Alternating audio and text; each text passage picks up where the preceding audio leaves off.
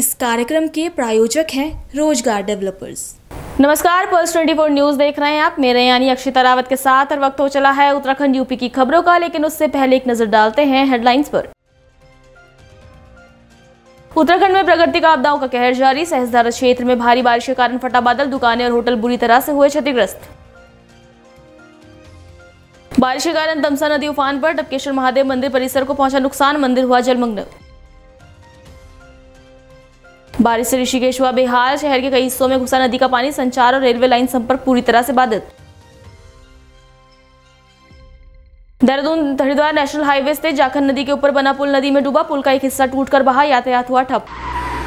तुम दोनों की मेहनत बहुत रंग लाई है बेटा, घर बहुत सुंदर बना है। ये मेरे पापा का घर। पता है, देख तेरे पापा की नेम प्लेट अपने हाथों से लगाऊंगा। नेम प्लेट तो लग चुकी पापा।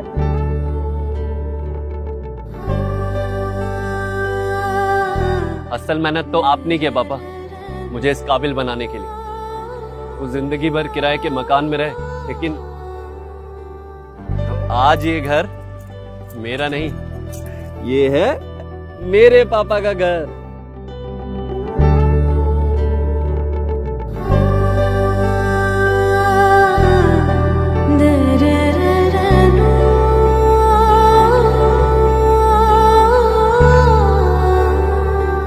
उड़ान सपनों की, आंगन खुशियों का और साथ सकर्णी का।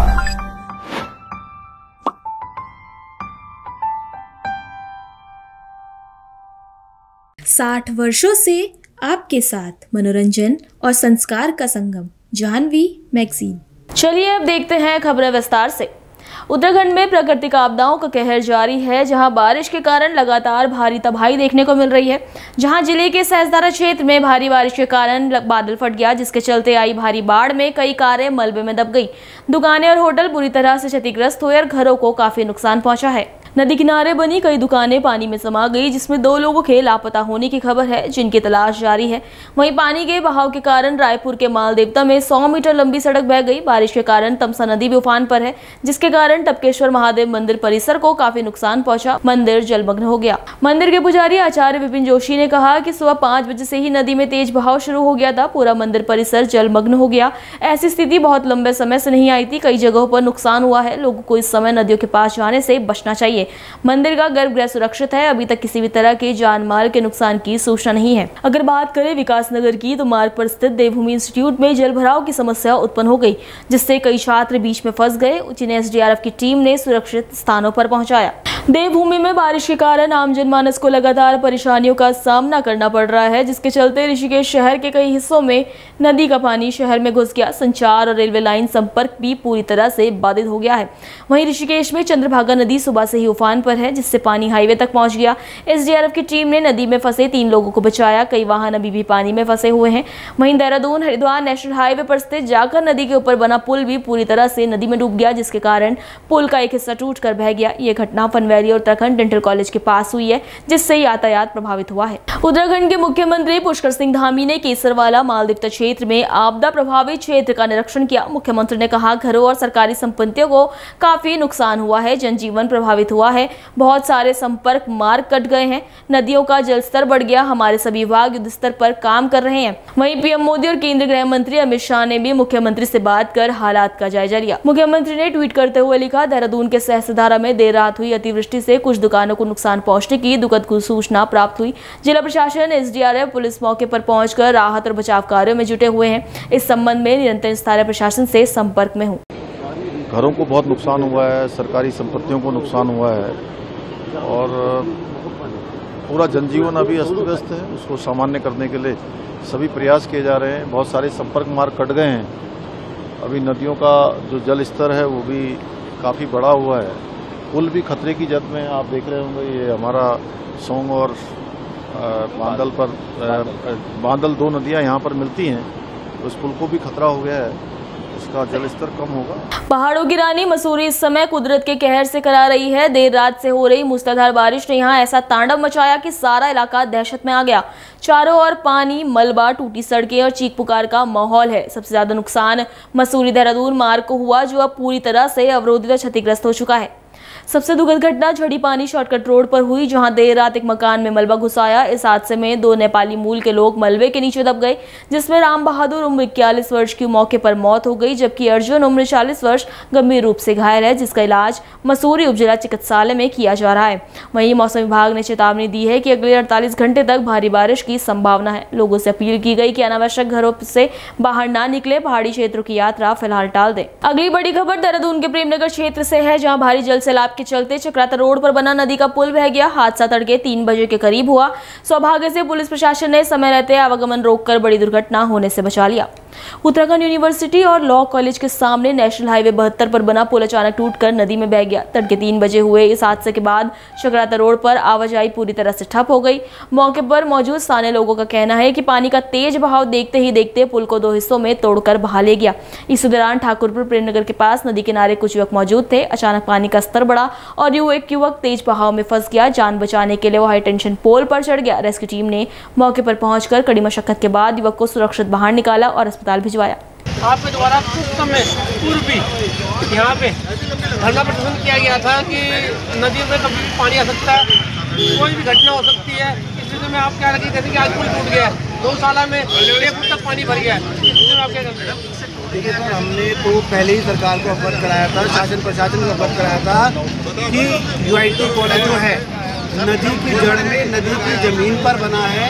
इसके पेपर जांच करा लीजिए। हॉस्टल में बच्चा रहता है और बहुत मात्रा में बच्चा रहता है। आज देवभूमि कॉलेज में बच्चा फंसा हुआ है। इसका सीधा मानना ये है, सरकारी ज़मीनों में जब कब्जा करोगे तो आपदा का इंतज़ार क्यों कर रहे हो? आपदा तो आएगी ना। हम 10 दिन यहाँ धरने में बैठे, यही अवगत कराने के लिए बैठे थे। बारिश का मौसम है, कॉलेज बंद कराओ, कॉलेज में बच्चों को ना पढ़वाओ, क्योंकि ये कॉलेज जो है आपका नदी की ज़मीन है। हमारा धरना में 10 दिन बैठना, तब भी शासन प्रशासन ने इन्हें अवगत नहीं कराया। आज उसका नतीजा पुल टूट गया। देवभूमि कॉलेज आपका देख रहे हैं कि आधा बच्चा वहाँ फंसा हुआ है। यूआईटी कॉलेज की दीवार तक पानी आ रखा है, आधा तक। आप देखिए, बच्चे अगर सरकार का इंतजार करिए, जब तक कोई बच्चा मरे ना तब तक यहाँ पे उनका जाँच नहीं कराएंगे। जांच की आप बात कर रहे हैं कि क्या कारण है कि जांच नहीं हो पा रही, क्या प्रॉब्लम है कि दिक्कत आ रही है? देखिए, जितेंद्र जोशी जो है वो नाम के मोहताज नहीं है। पहली बात, जितेंद्र जोशी सबको पता है शासन प्रशासन से अच्छी उनकी बैठ है, तो उनके खिलाफ हम गए थे सबूत के साथ। तो हम सरकार से यही मांग करेंगे कि जी आप एक बार उनके पेपर चेक कराइए, और अगर सही है तो कोई बात नहीं, अगर गलत है तो खाली कराइए। आपका कहना है कि ये जो कॉलेज बना हुआ है नदी में बना हुआ है? हाँ, कॉलेज बिल्कुल नदी में बना है। आप इनके पेपर चेक करा सकते हैं। मतलब कि इसमें नदी की भूमि पे लगभग पूरा कॉलेज कितना फुट बना हुआ है? इनका जो आधे से पीछे का हिस्सा है, जहाँ से इनका ग्राउंड शुरू होता है, वो नदी के बीच में आप देखेंगे तो बना हुआ है। नदी अपना रास्ता खुद बनाती है। आप नदी में ही कब्जा कर लेंगे तो बहेगा तो है ही वो। तो ये जमीन के पास कहाँ से आई? देखिए, पहले ये बहल जी की ज़मीन थी। बहल जी ने गोल्डन फॉरेस्ट को दी। गोल्डन फॉरेस्ट ने, सरकार ने सारी ज़मीनें ऑक्युपाइड कर ली है। ऑक्युपाइड करने के बाद ये ज़मीन कैसे बच गई जो इन्होंने गोल्डन फॉरेस्ट से ली? मतलब इनका कुछ तो नाम होगा सरकार के साथ साथ। आपके 2 पक्ष आए इसमें अभी, जैसे कि आप तो एक बार कह रहे हो कि सरकारी ज़मीन है, दूसरी बार कह रहे हो कि गोल्डन फॉरेस्ट की है। क्या मामला है? सर, मैं आपको वही बोलना चाहता हूँ कि आपको भी पता होगा गोल्डन फॉरेस्ट की सारी ज़मीन सरकार ने ऑक्युपाइड की है। तो अगर ये गोल्डन फॉरेस्ट की ज़मीन थी, जो ये कहते हैं गोल्डन फॉरेस्ट की थी, तो फिर इनके पास कहते हैं सरकार के पास क्यों नहीं है? अगर ये सरकार की ज़मीन है तो फिर ये खाली क्यों नहीं करते? मतलब नदी की ज़मीन का क्या मामला है? सर, नदी ही कब्जा ली ना, पूरी सरकार की ज़मीनें बता दो। मतलब सरकार की भी गोल्डन फॉरेस्ट की प्लस नदी की दोनों ज़मीनें हैं? बिल्कुल सर, सरकार जैसे कि पिछले गौशाला बनी है तो नदी में ही बनी हुई है। सर, गौशाला तो नदी के बीच में बना दी ना। आज वहाँ पे जानवर फंसे थे, 5-6 फुट वहाँ पे पानी है। गौशाला आधी डूब चुकी है। सरकार ने क्यों बनाने दी वहाँ पर? ठीक है, देवभूमि कॉलेज पूरा बना था, क्यों आज डूब गया? वहाँ बच्चा फंसा हुआ इतना। सरकार इसका जवाब देगी अब। जैसे कि गौशाला की वाली बात, देवभूमि वाला बात है और गौशाला वाली बात है, इसमें तो सरकार द्वारा आवंटन की कार्रवाई भी चल रही है। इनके आवंटन की बात चल रही है। हम तो पेपर लेके प्रेस कॉन्फ्रेंस कराने की उसमें डरते थे। 10 दिन बैठने के बाद भी सरकार ने इन पर कोई निर्णय नहीं लिया। इनके पेपरों की जांच नहीं कराई। ये तो सीधा बोलते हैं कि डीएम भी अंदर नहीं आ सकता कॉलेज के, तो हमारी तो बात ही क्या। जैसे कि आप अभी 10 दिन पहले धरने में भी बैठे थे, 15 दिन पहले, और कम से कम आप 10-15 दिन धरने में बैठे रहे, तो उसका क्या निष्कर्ष निकला? उसका निष्कर्ष ये निकला, इन्होंने हाई कोर्ट का एक पीएल लिखा है। अगर हाई कोर्ट के आपके पास पीएल है तब भी आप कब्जा थोड़ी कर सकते हैं। ऐसे तो मैं घंटाघर में कब्जा कर दूँ और हाई कोर्ट में पीएल डालूँ तो घंटाघर मेरा हो गया ना। मतलब आपका कहने का मतलब है जितनी भी नदी की भूमि है लोग उस पर कब्जा करते हैं, उसके बाद हाई कोर्ट में एक पीएल डाल लेते हैं, वो मामला गतिमान रहता है लंबे समय। बिल्कुल बिल्कुल सर, नदी की जो जमीनें हैं उन पर कब्जा करके आप कोर्ट में एक पेड़ डाल दो, उसमें सरकारी सीधा आप कब्जा मत दिखा दोगे अपना, सरकार को भी हमारा कब्जा है, सरकार भी आपको कोर्ट में भेज देगी। जैसे कि हाई कोर्ट तो समय समय पे अपना निर्णय देती रहती है, फिर कब्जा क्यों नहीं हटा आज तक? सर इतना समय होने के बाद भी अगर कब्जा नहीं हटा तो कोई ना कोई तो कारण होगा, कोई ना कोई मिली भगत होगी इसमें, जो अभी तक कब्जा खाली नहीं हो पाया है। क्या सरकार की मंशा नहीं है या हाईकोर्ट के निर्णयों का पालन नहीं हो पा रहा? सर हम तो सरकार को सरकार की जमीनें दिलवा रहे हैं, सरकार खुद नहीं लेना चाह रही। अगर कोई आम आदमी होता सरकार अभी तक जेल भेज देती थी, इनसे सरकार खाली क्यों नहीं करती कब्जा पर? जो भू माफिया ने सरकार की जमीनें कब्जा रखी। अगर सरकार इन सब लोगों को हटा देगी तो इतनी पब्लिक को भेजेगी कहाँ? इस पर क्या कहेंगे आप? सरकार का जो गरीबों के है उन्हें तो सरकार घर तोड़ देती है, अमीरों से क्यों नहीं खाली करा पा रही सरकार?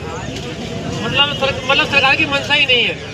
और जैसे ये पुल टूटा है इसकी वजह क्या करना चाहिए? सर जो पुल टूटा है तो टूटना ही था ना। नदी मैं बोल रहा हूँ, नदी और प्रगति ऐसी वो है आपदा है, आप उनके साथ खिलवाड़ करोगे तो वो आपके साथ सीधा सीधा खिलवाड़ करेंगे। वार्ड नंबर 1 मालसी में भारी वर्षा होने के कारण मक्कावाला में 4 परिवारों के घर बह गए थे। स्वयंसेवकों द्वारा राहत कार्य चलाया गया। ग्रीन वैली में नदी के समीप बिल्डिंग ढहने से एक व्यक्ति मलबे में दब गया, जिसकी मृत्यु हो गई। वहीं एक की हालत अभी तक नाजुक बनी हुई है। वहीं खाला गांव और भंडार गांव में भी आवागमन बंद हो गया है। राहत कार्य चल रहा है। गाँव वालों को शिफ्ट करने का प्रयास किया जा रहा है। स्वयंसेवक एवं वार्डवासी सभी राहत कार्य में जुटे हुए हैं। देखिए हमारे संवाददाता राहुल कन्नौज की ग्राउंड रिपोर्ट। आपका नाम? मेरा नाम किशन है सर, ये जो आपदा आई है उसके लिए क्या कहना है आपको? रात बहुत ज़्यादा बारिश से, आपको पता ही होगा लगातार बारिश होती है यही रात भर, और बारिश से यहाँ पर आप देख सकते हैं खाला गाँव है, यहाँ के जो निवासी हैं उनका आवागमन का जो रास्ता है पूरा किसी तरह हो चुका है। और हमारे यहाँ के जो पार्षद जी हैं वो भी मौके पर पहुँचे हैं, और नामित पार्षद हैं वो भी मौके पर पहुँचे, जनप्रतिनिधि पहुँचे हैं, और अभी इनका व्यवस्था कर रहे हैं। यहाँ से इनको शिफ्ट करना पड़ेगा क्योंकि बारिश अगर और बढ़ती है तो ऊपर जो इनके काफ़ी लोगों के जो घर हैं वो बिल्कुल क्षतिग्रस्त स्थिति में पहुँच चुके हैं। कभी भी घर उनके ढह सकते हैं, तो अभी व्यवस्था बनाते हैं इनकी, इन्हें यहाँ से शिफ्ट करेंगे। और अभी यहाँ के जो हमारे ये भाई साहब हैं समाज सेवी हैं, इनके द्वारा यहाँ पर थोड़ा रास्ते का आवागमन हो रहा है। लोगों की गाड़ियाँ वहाँ पर ऊपर फंस चुकी हैं, तो उनको भी यहाँ से बाहर निकाल दिया जाएगा। उसके बाद जैसे भी आगे व्यवस्था बनेगी वैसे ही करेंगे।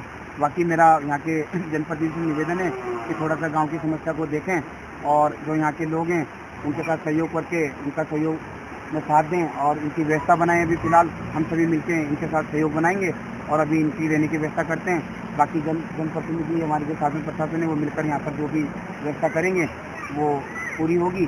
बाकी सहयोग हमारे गाँव वाले संस्था हैं, इनकी जैसे भी है वो सहयोग में लगे हुए हैं, व्यवस्था बना के अभी इनकी व्यवस्था बनाते हैं। और जो यहाँ पर और जगह भी हुआ है? हाँ भाई, एक हमारी ग्रीन वैली है, वहाँ पर एक बिल्डिंग है जो नदी के समीप बनाई हुई थी। वहाँ पर टाइल्स वाले मजदूर लोग थे, उनमें से एक मजदूर तो घायल है जिसकी स्थिति नाजुक बनी हुई है, और एक वहाँ पर दबा हुआ मृत पाया गया। उसको एनडीआरएफ की टीम के सहयोग से, गाँव वासियों के सहयोग से उसको निकाला गया। अभी पोस्टमार्टम के लिए उसको भेज दिया गया है। और ऊपर फर्स्ट गियर है, वहाँ पर भी बहुत ज़्यादा तबाही हुई है। 2 गाड़ी वहाँ पर भी दबी हुई हैं, वहाँ पर भी प्रशासन की टीम लगी हुई है, काम पे लगी हुई है। तो जहाँ तक भी अभी देखा गया, हमने सुबह से अगर हम सारी जगह भ्रमण कर रहे हैं तो वार्ड नंबर 1 की स्थिति काफ़ी हालत ख़राब हो चुकी है। और ये प्रकृति आपदा ही एक तरीके से है, लेकिन इसे गाँव वासियों का बहुत नुकसान हो गया है। और स्थिति आप देख रहे हैं सामने किस तरीके से, इसलिए ये गाँव वाले यहाँ के बैठे हैं, ये सभी लोग परेशान हैं। अभी मेरे सामने वहाँ भी घर लटके हुए हैं, तो कोशिश करेंगे, सबकी स्थिति बनाएंगे। बाकी जन प्रशासन से हम सहयोग मांगेंगे। सभी लगे हुए हैं, सब अपने अपने काम पे लगे हुए हैं। काफ़ी जगह दूर दूर तक आपदा आई हुई है, तो सभी लगे हुए हैं काम पर।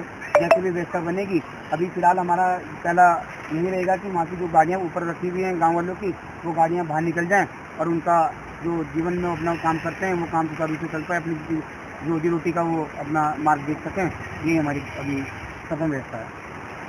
वक्फ संशोधन अधिनियम पर सुप्रीम कोर्ट के आदेश पर उत्तर प्रदेश सरकार के मंत्री ओम प्रकाश राजभर ने कहा कि सुप्रीम कोर्ट ने कुछ चीजों पर कहा है, लेकिन अभी अंतिम फैसला नहीं आया है। सरकार की मंशा है कि गरीब मुसलमान और मुस्लिम महिलाओं को भी वक्फ बोर्ड संपत्ति का हिस्सा मिले। अगर इस फैसले से ओवैसी खुशी मना रहे हैं तो मैं खुलेआम कहना चाहता हूं कि गरीब मुसलमानों का दुश्मन मजबूत मुसलमान है जो गरीब मुसलमानों का हक लूटता है। देखिए, अभी फाइनल फैसला नहीं है, ठीक है।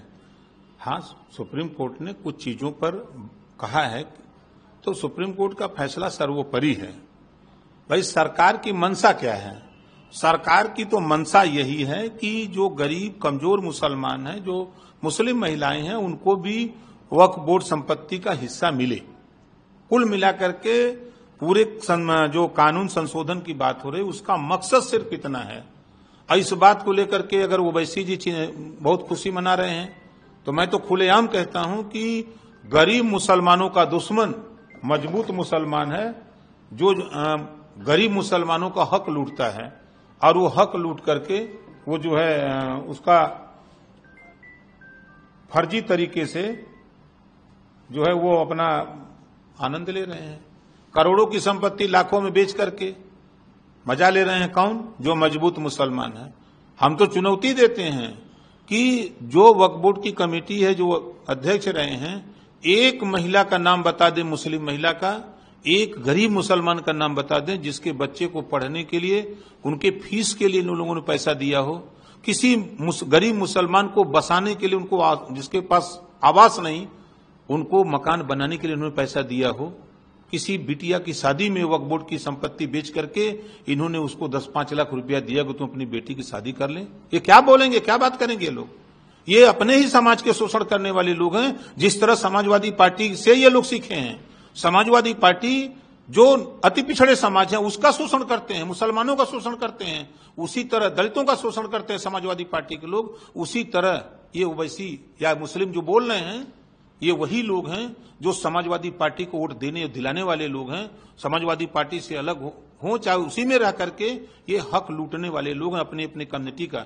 पिछड़ों की बात करते हैं अखिलेश, पिछड़ों के नेता है ना। पिछड़ों में राजभर भी, चौहान, बिंद, केवट, मल्ला, आरा करके बंसी, बंजारा, बहलिया, कंघार भी आता है, जोल्हा, दुनिया, अंसारी, साईं, दर्जी, फकीर पिछड़ा में आता है। पिछड़ों का हक कौन लूट रहा है? समाजवादी पार्टी। 86 में 56 एसडीएम यादव को बनाएंगे। अब बात करेंगे अखिलेश जी हिस्सेदारी की, वोट की बात करते हैं, पीडीए की बात करते हैं। हमें पीडीए बता देगा इस बार, इनको समझा देगा, अभी औकात में ला देगा ये पीडीए इनको अभी समझ में नहीं है कि हम क्या करते हैं। अब वो आज के 50 साल वाला वोटर नहीं रह गया है, ये नए भारत का नया वोटर हो गया है। अब नया वोटर सवाल खड़ा कर रहा है, का हो कुल तो ही कहीं बा इधरों आवेदा। उत्तर प्रदेश सरकार के मंत्री अनिल राजभर ने राजद नेता तेजस्वी यादव की बिहार अधिकार यात्रा पर कहा कि वो बिहार की जनता को गुमराह करने का कितना भी प्रयास कर लें, लेकिन वो कर नहीं पाएंगे। प्रधानमंत्री के कुछ कार्यक्रमों ने ये प्रमाणित कर दिया कि जनता हमारे यानी एनडीए के साथ खड़ी है। राहुल गांधी की यात्रा पूरी तरह से फ्लॉप हुई। उसी यात्रा की क्षतिपूर्ति करने के लिए तेजस्वी यादव एक नई यात्रा निकाल रहे हैं। इस यात्रा का उससे भी बुरा हाल होगा। अभी देखिए, मैंने शुरू में कहा कि ये कितना भी प्रयास कर लें बिहार की जनता को गुमराह करने का, ये कर नहीं पाएंगे। और 2-3 कार्यक्रमों ने माननीय प्रधानमंत्री जी के ये प्रमाणित कर दिया है कि जनता हमारे साथ खड़ी है। अब उन लोगों की बातों में फंसने वाली जनता नहीं है। पूरा तरीके से राहुल गांधी का शो फ्लॉप हुआ है। अब उस डैमेज को कंट्रोल करने के लिए तेजस्वी यादव एक नई यात्रा निकाल रहे हैं, उससे भी बुरी हाल होगी। आप देखते रहिए।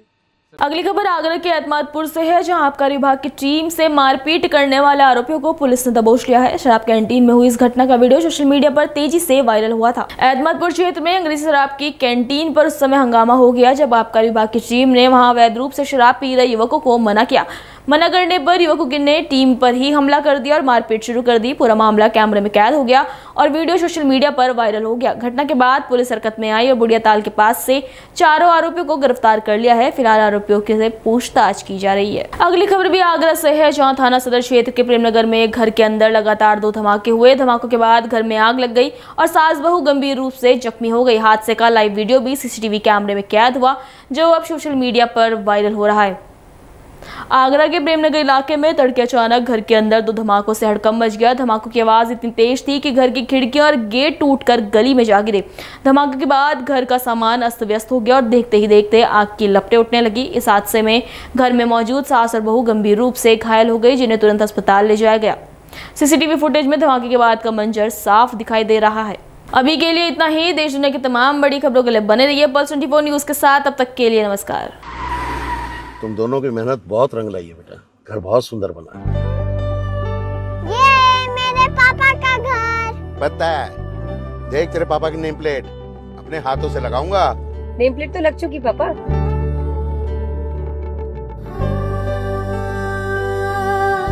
असल मेहनत तो आपने की है पापा, मुझे इस काबिल बनाने के लिए। वो जिंदगी भर किराए के मकान में रहे, लेकिन आज ये घर मेरा नहीं, ये है मेरे पापा का घर।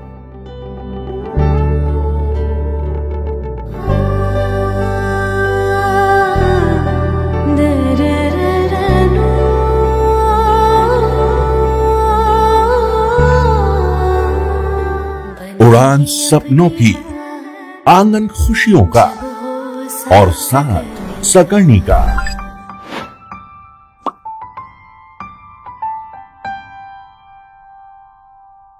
60 वर्षों से आपके साथ मनोरंजन और संस्कार का संगम, जाह्नवी मैगजीन। इस कार्यक्रम के प्रायोजक थे रोजगार डेवलपर्स।